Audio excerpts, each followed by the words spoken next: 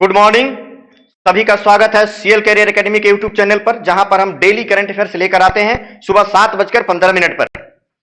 शानदार प्रश्नों पर चर्चा होती है और उस प्रश्नों के साथ साथ उसके तमाम फैक्ट जो स्टैटिक जीके के प्रश्न होते हैं उस पर हम लगातार चर्चा करते हैं। बहुत सारा फायदेमंद उस पर फैक्ट बताए जाते हैं, तो आप उस चीज को रोज देखिए डेली बेसिस पर, उसके फैक्ट जरूर लिख लिया करिए। और अगर हमारे चैनल पर नए हैं तो आप उसको लाइक और सब्सक्राइब जरूर करें और चैनल को सब्सक्राइब करके बेल आइकन जरूर प्रेस करें। हमारी पूरी team reasoning expert, math expert, Haryana GK expert, English expert, science के एक्सपर्ट, जीके, सब पर जो कंपोजिट रूप से प्रैक्टिस सेशन चलाए जा रहे हैं, तो आप उसको जरूर देखिए। आपको पूरे किसी भी एग्जाम में फायदा होगा और बहुत शानदार आपको जो है डिस्कशन मिलेगा।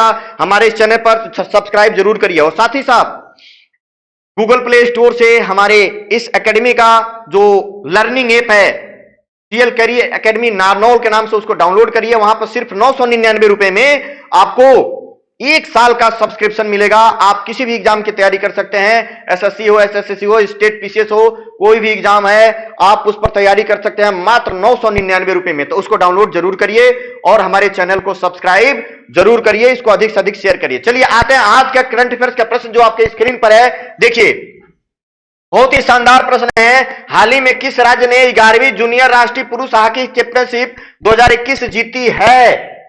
क्या कह रहा है? 21वीं जूनियर राष्ट्रीय हॉकी किसने जीती है चैंपियनशिप? तो ये जीता है उत्तर प्रदेश ने, ये जीता है उत्तर प्रदेश ने, ये चैंपियनशिप जीत ली है। तमिलनाडु के कोविलपट्टी, तमिलनाडु में इसका आयोजन हुआ था। कोविलपट्टी के फाइनल में उत्तर प्रदेश ने चंडीगढ़ को 3-1 से पराजित करके चंडीगढ़ को पराजित किया। 11वीं जूनियर पुरुष हॉकी चैंपियनशिप जो है जीत लिया है। टूर्नामेंट के शीर्ष स्कोरर हैं उत्तर प्रदेश के शारदानंद तिवारी, उत्तर प्रदेश के हैं। टूर्नामेंट में उड़ीसा ने हरियाणा को हराकर तीसरा स्थान प्राप्त किया। तो पहले स्थान पे कौन रहा? उत्तर प्रदेश, दूसरा चंडीगढ़, तीसरा उड़ीसा और चौथा हरियाणा। तो इस तरीके से ध्यान रखेंगे। उत्तर प्रदेश की राजधानी कहां है? तो उत्तर प्रदेश की राजधानी लखनऊ है। मुख्यमंत्री योगी आदित्यनाथ है। उत्तर प्रदेश में 75 जिले हैं। विधानसभा की सीटें 403 है। लोकसभा और वहां विधान परिषद में द्विसदनी विधायिका है। विधान परिषद की 100 सीटें हैं, लोकसभा की 80 सीट और राज्यसभा की 31 सीट, दोनों ही सर्वाधिक है। सबसे ज्यादा सीटें उत्तर प्रदेश में है क्योंकि जनसंख्या भी सबसे ज्यादा उत्तर प्रदेश में ही है और सीटें जनसंख्या के आधार पर निर्धारित की जाती हैं। गोविंद बल्लभ पंत सागर उत्तर प्रदेश के कृत्रिम झील है। ये बहुत बड़ा झील है, उत्तर प्रदेश का कृत्रिम झील है। अन्य झील जो है रामगढ़ ताल गोरखपुर में है, तुराहा ताल बलिया में है, मोती झील भी है। दुधवा राष्ट्रीय उद्यान उत्तर प्रदेश के एकमात्र राष्ट्रीय उद्यान है जो एक टाइगर रिजर्व भी है और एक और पीलीभीत टाइगर रिजर्व भी बनाया गया है। यहाँ के लोक नृत्य कौन है? चाकुला, नौटंकी, धोबिया, रासलीला, रामलीला यहाँ के लोक नृत्य हैं। चलिए आज का अगला प्रश्न, नीति आयोग के राज्य स्वास्थ्य सूचकांक 2021 में शीर्ष पर कौन है? तो देखेंगे नीति आयोग का जो अभी राज्य स्वास्थ्य सूचकांक 2021 आया है, इसमें इनक्रेडिबल मतलब इंक्रीज करने वालों में उत्तर प्रदेश का पहला स्थान है। इंक्रीमेंटल में उत्तर प्रदेश का पहला स्थान है। ओवरऑल में केरल है। चलिए इसका जो देखते हैं व्याख्या क्या है, इसके बारे में कुछ और फैक्ट। नीति आयोग ने राज्य स्वास्थ्य सूचकांक का 4था संस्करण जारी किया है। 2018 से जारी हो रहा है, 4था संस्करण था। इसमें जो है उत्तर प्रदेश को पहला स्थान मिला है। उत्तर प्रदेश, फिर असम, तेलंगाना, महाराष्ट्र और झारखंड और हरियाणा 18वें नंबर पर है। बड़े राज्यों की श्रेणी के तहत वार्षिक क्रमिक प्रदर्शन, वार्षिक क्रमिक एनुअल इंक्रीमेंटल प्रोग्रेस के मामले में उत्तर प्रदेश जो है एनुअल इंक्रीमेंटल प्रोग्रेस के मामले में उत्तर प्रदेश 1 नंबर पर, असम और तेलंगाना ये 3 शीर्ष पर हैं इंक्रीमेंटल के मामले में। छोटे राज्यों में इंक्रीमेंटल के मामले में मिजोरम और मेघालय शीर्ष पर है। केंद्र शासित प्रदेशों में इंक्रीमेंटल के मामले में दिल्ली 1 नंबर पर है। इसके बाद जम्मू कश्मीर दूसरे नंबर पर है। समेकित या ओवरऑल, ओवरऑल अगर रैंकिंग देखा जाए समेकित के वहां और या ओवरऑल अगर रैंकिंग देखी जाए तो ओवरऑल रैंकिंग में बड़े राज्यों में केरल शीर्ष पर है। उसके बाद तमिलनाडु 2 जो है, केरल शीर्ष पर, तमिलनाडु दूसरे नंबर पर। ओवरऑल रैंकिंग में जो छोटे राज्यों में शीर्ष पर कौन है? मिजोरम 1 नंबर और Tripura 2 number.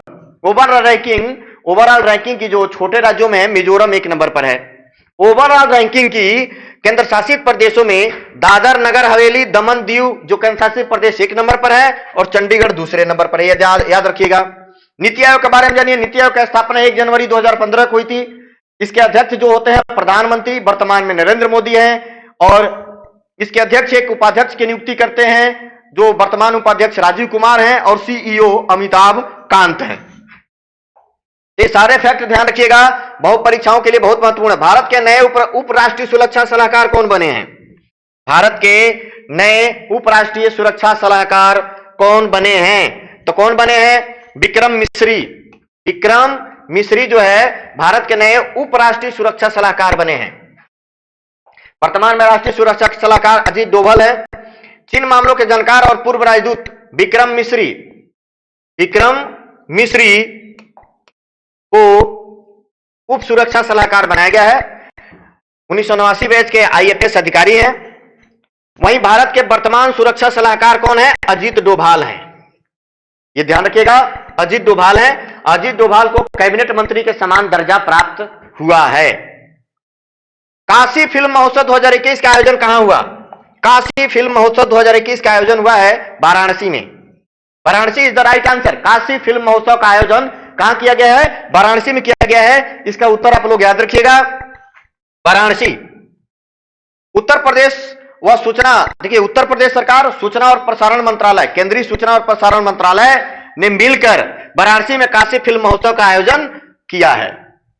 UNSC, United nation security council की आतंकवाद रोधी समिति 2022 की अध्यक्षता कौन सा देश करेगा? कौन सा देश करेगा? तो करेगा Bharat. Bharat is the right answer. Bharat करेगा।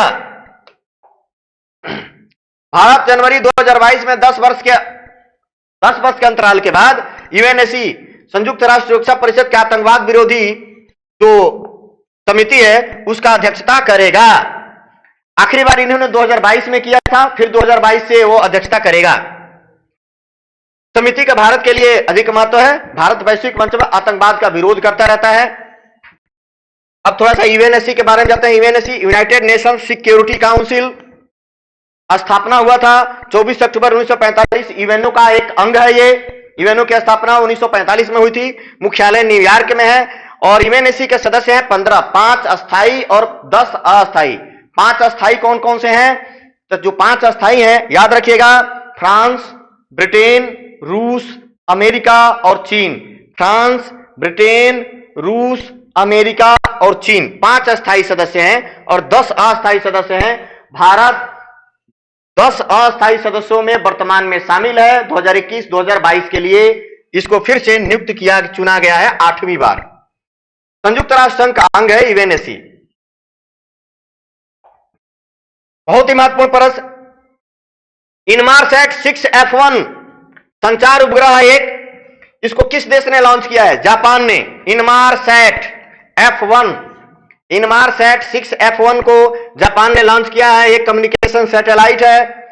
जापान ने तानेंगाशिमा स्पेस सेंटर से Mitsubishi heavy industries H118204 rocket के माध्यम से एक संचार उपग्रह इनसैट 6F1 को लॉन्च किया है। यह पृथ्वी से लगभग 36,000 किलोमीटर की ऊंचाई पर स्थित होता है। संचार उपग्रह को हमेशा भूस्थैतिक कक्षा जियो स्टेशनरी सैटेलाइट ऑर्बिट में भेजा जाता है, जो लगभग 36,000 किलोमीटर की ऊंचाई पर होता है, 35,790। इसमें प्रवेश कराया जाता है। जापान एशिया महाद्वीप का देश है। जापान के प्रधानमंत्री कौन है?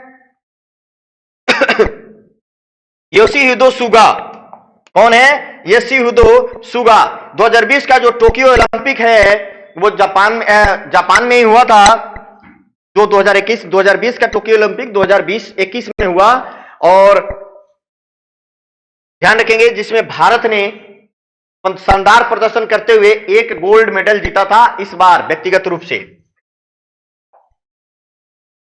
वित्त उद्योग विकास परिषद के नए सह अध्यक्ष कौन बने हैं? वित्त उद्योग विकास परिषद के नए सह अध्यक्ष कौन बने हैं? तो ये बने हैं Kamlesh Gandhi. Kamlesh Gandhi is the right answer. Kamlesh Gandhi वित्त उद्योग विकास परिषद के नए सह अध्यक्ष बने हैं। यह संजीव चमारिया की जगह लेंगे, संजय चमारिया की जगह लेंगे। सुशीला देवी पुरस्कार 2021 से किस प्रसिद्ध लेखिका को सम्मानित किया गया है? किसे सम्मानित किया गया है? तो अनुकृति उपाध्याय को सम्मानित किया है सुशीला देवी पुरस्कार 2021 से। पिछला एक एग्जाम हुआ था, इसमें पुरस्कार पूछा गया था पिछले साल। ये बहुत ही महत्वपूर्ण पुरस्कार है। अब चूंकि ऐसे पुरस्कार भी एग्जामों में आने लगे हैं तो आप लोग ध्यान रखिएगा। सुशीला देवी पुरस्कार साहित्य के क्षेत्र में दिया जाता है। अनुकृति उपाध्याय को यह पुरस्कार उनके उपन्यास किंतसुगी के लिए दिया गया है। सुशीला देवी का ये जो उपन्यास है किंतसुगी, इसके लिए दिया गया है। Kashmir the quest for piece in troubled land, एक पुस्तक है Kashmir the quest for piece in troubled land. पुस्तक के लेखक कौन है? तो है निर्मल चंदर। इसके लेखक हैं निर्मल चंदर। ए इज द राइट आंसर, निर्मल चंदर है। सीडीएससीओ ने भारत में किन 2 नई कोविड वैक्सीन को मंजूरी दी है? सीडीएससीओ ने भारत में किन 2 नई कोविड वैक्सीन को मंजूरी दी है? किनको दी है? 2 नई कोविड वैक्सीन को मंजूरी अभी हाल ही मिली है। एक मिला है कोवोवैक्स और एक मिला है कॉर्बेवैक्स। ए और बी दोनों, इसका उत्तर हो जाएगा सी। ए और बी दोनों को, कोवोवैक्स और कॉर्बेवैक्स दोनों को ही अभी मंजूरी मिली है। स्वदेशी रूप से निर्मित है ये।